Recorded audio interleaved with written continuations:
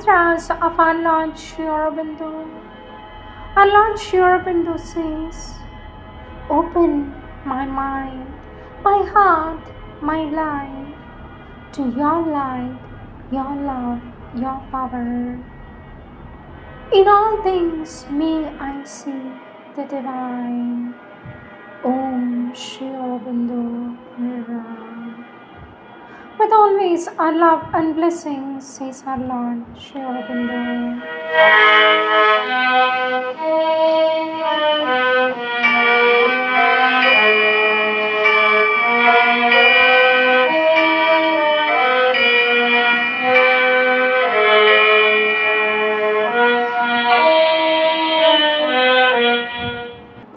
Shri Aurobindo's Savitri, Book 1, The Book of Beginnings, Canto 4, The Secret Knowledge, page 57. New stanza. But all is screened, subliminal, mystical. It needs the intuitive heart, the inward turn. It needs the power of a spiritual gaze. Else, to our waking mind's small moment, look, a goalless voyage seems our dubious course. Some chance has settled or hazarded some will, or a necessity without aim or cause, unwillingly compelled to emerge and be. In this dense field, where nothing is plain or sure, our very being seems to us questionable.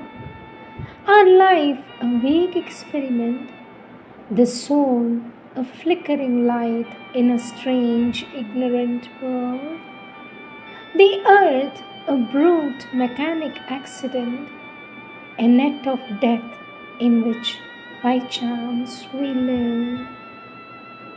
All we have learned appears a doubtful guess, the achievement done a passage or a phase whose further end is hidden from our sight, a chance happening or a fortuitous fate. Out of the unknown we move to the unknown, ever surround our brief existence here, grey shadows of unanswered questionings. The dark inconscious signless mysteries stand up unsolved behind fate's starting line.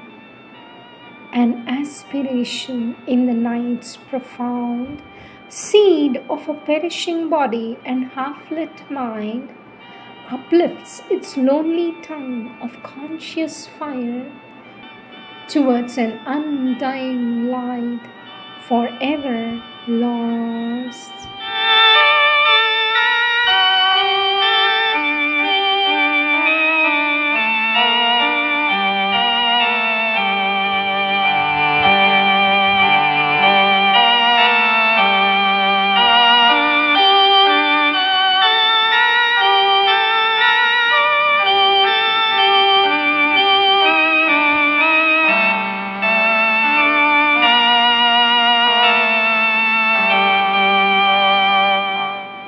Words of our Divine Mother, taken from the Question and Answers of 1950-51, page 100. First, the quote taken from Question and Answers of 1929, 14th April. In the case of some persons who turn to the divine, it happens that every material prop or everything they are fond of is removed from their life, and if they love someone, he is also taken away. For this, our Divine Mother gives a complete explanation and says, we enter here into a big problem. The notion of what is good for a being and what isn't is not the same to his evolved consciousness As to the divine consciousness, what appears to you good, favorable, is not always what's best for you from a spiritual point of view. It is this which must be learned from the beginning, that the divine perception of what will lead you fastest to the goal is absolutely different from yours and that you cannot understand it. That is why you must say to yourself from the beginning, "It is all right, I shall accept everything and I shall understand later on." Our Divine Mother says, so often you come across persons who, before they began yoga, have a relatively easy life, and as soon as they come to take up integral yoga, all the circumstances to which they were particularly attached break away from them more or less brutally. Then they are troubled. They do not perhaps have the frankness to admit to themselves. They perhaps take recourse to other thoughts and other words, but it comes to this: how is it? I am so good, I am not treated kindly. Our Divine Mother says the entire human notion of justice is there. You try to be good, and what catalysms befall you? All the things you loved are taken away from you. All the pleasures you have had are taken away from you. All the people whom you loved leave you. It is indeed not worth the trouble to be good and to have made an effort. And if you follow your reasoning far enough, all of a sudden you come upon the canker. So you wanted to do yoga out of self-interest. You wanted to be good out of self-interest. You thought your situation would be better and you would be given a bonbon for your wisdom. And that does not happen. Well, this refusal is the best lesson that could ever be given to you. Our Divine Mother says, for as long as your aspiration hides a desire, and as long as in your heart there is the spirit of bargaining with the divine, things will come and give you blows till you wake up to the true consciousness within you, which makes no conditions, no bargains. That's all. Question, sweet mother, when can one say that one has truly entered the spiritual path? Our Divine Mother says the first sign, it is not the same for everybody, but in a chronological order. I believe it is that everything else appears to you absolutely without importance.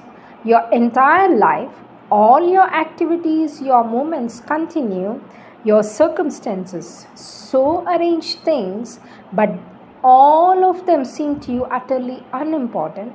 There is no longer the meaning of your existence. I believe this is the first step.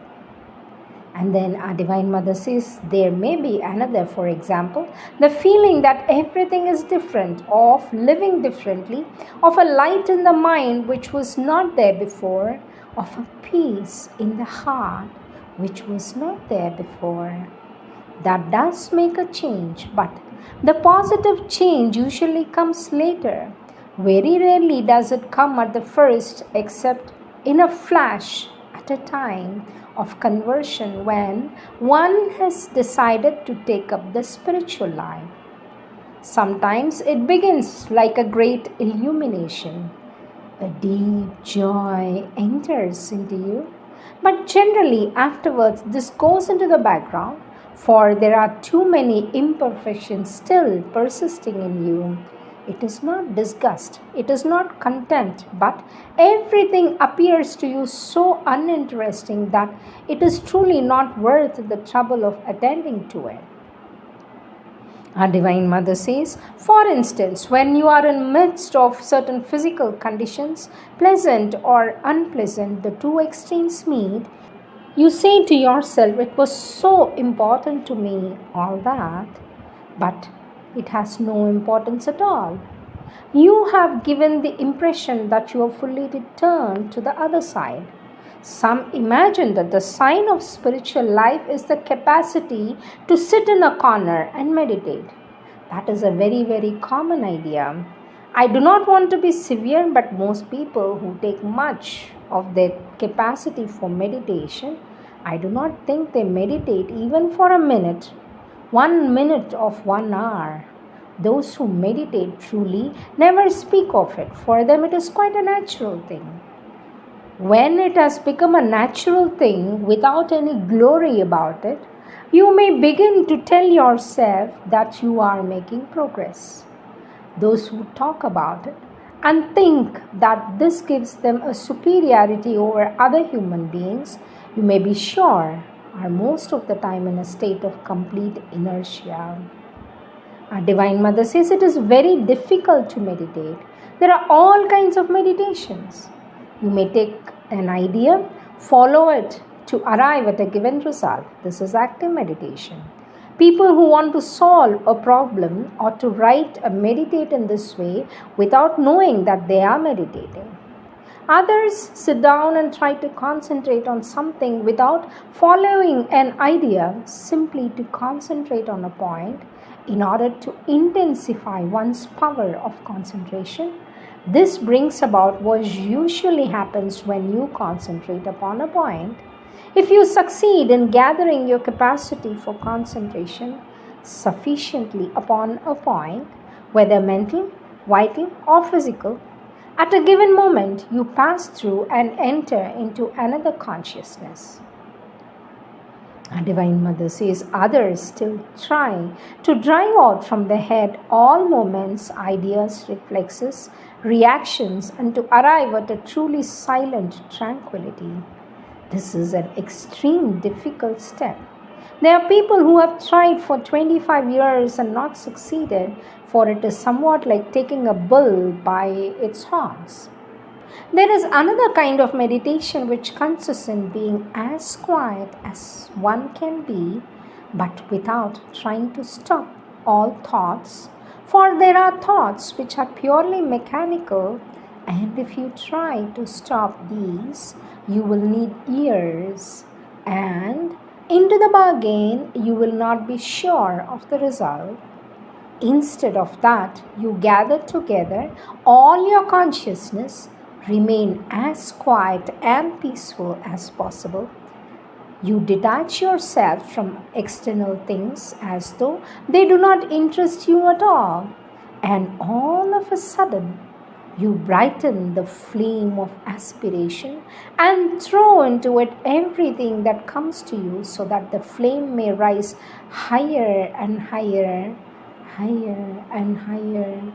You identify yourself with it and you go up to the extreme point of your consciousness and aspiration, thinking of nothing else, simply an aspiration which mounts and mounts and mounts without thinking a minute of the result of what may happen, and especially of what may not, and above all without desiring that something may come. Simply the joy of an aspiration which mounts and mounts and mounts, intensifying itself more and more in a constant concentration.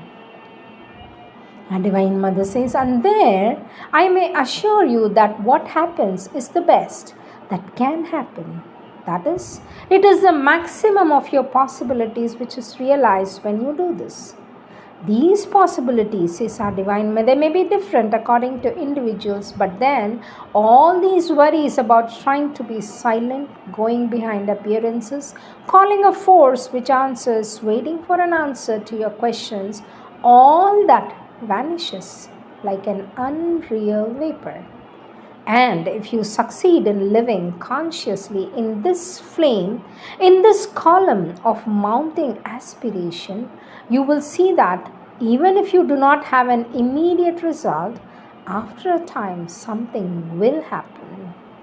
Sweet Mother, during the concentration that we have together, on what should we concentrate? For this, our Divine Mother says, can anyone tell me what this concentration is and why we have it? It is an interesting question. It concerns everybody. Can you tell me the difference between this concentration and the so-called ordinary meditation? Why do we do it? And what happens there? We make an offering of all our daily activities. Yes, this is an individual side. And collectively, what is this concentration for? He is on the way, note, he has taken half the first step. We concentrate on weak points and aspire for the disappearance. This is an individual aspect.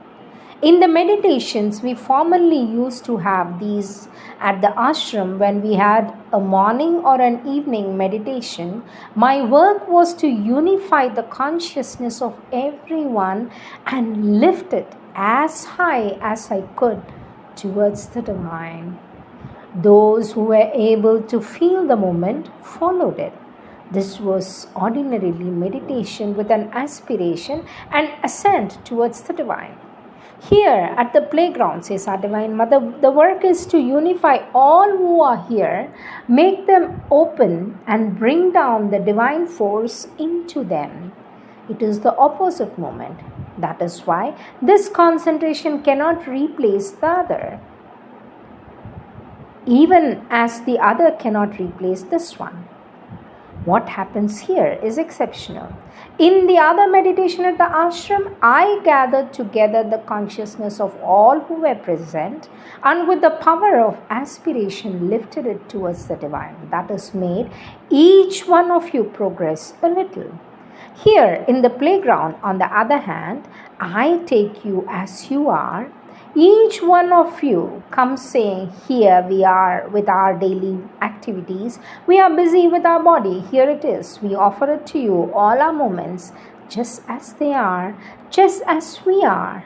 And my work is to unify all that, make of it a homogeneous mass, and in answer to this offering, which each one can make his own way, to open every consciousness, widen the receptivity, make a unity of this receptivity, bring down the divine force so at that moment, each one of you, if you are quiet and attentive, will surely receive something.